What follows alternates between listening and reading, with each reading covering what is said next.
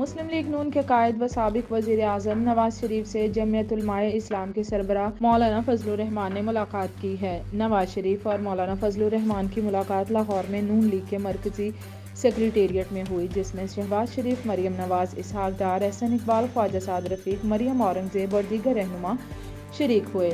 ملاقات میں ملک کی مجموعی صورتحال پر تبادلہ خیال کیا گیا، جبکہ عام انتخابات کے انعقاد اور ممکنہ سیٹ ایڈجسٹمنٹ پر مشاورت ہوئی۔ خیال رہے کہ گزشتہ دنوں بھی نواز شریف اور مولانا فضل الرحمان کی ملاقات ہوئی تھی، جس میں دونوں جماعتوں نے مل کر آگے چلنے پر اتفاق کیا تھا۔ دوسری طرف الیکشن کمیشن آف پاکستان کی جانب سے اٹھائے گئے تحفظات کے بعد وفاقی وزارت خزانہ نے عام انتخابات کے لیے 1 یا 2 روز میں فنڈز جاری کرنے کی یقین دہانی کرائی ہے۔ الیکشن کمیشن کو انتخابات کے انعقاد کے لیے 42 ارب روپے مختص کیے گئے تھے۔ الیکشن کمیشن آف پاکستان کی جانب سے اٹھائے گئے تحفظات کے بعد سیکرٹری خزانہ امداد اللہ نے میڈیا سے گفتگو کرتے ہوئے الیکشن کمیشن کو یقین دہانی کرائی ہے کہ آئندہ عام انتخابات کے لیے فنڈز 1 یا 2 روز میں جاری کر دیے جائیں گے۔ ادھر وفاقی نگران وزیر اطلاعات مرتضیٰ سولنگی نے سماجی رابطے کی ویب سائٹ ایکس پر وضاحت کی ہے کہ الیکشن کمیشن آف پاکستان کی مالی ضروریات کو پورا کرنے پر کوئی بحران نہیں ہے۔ کابینہ نے الیکشن کمیشن کی بجٹ ضروریات کے لیے 42 ارب روپے کی منظوری دی تھی۔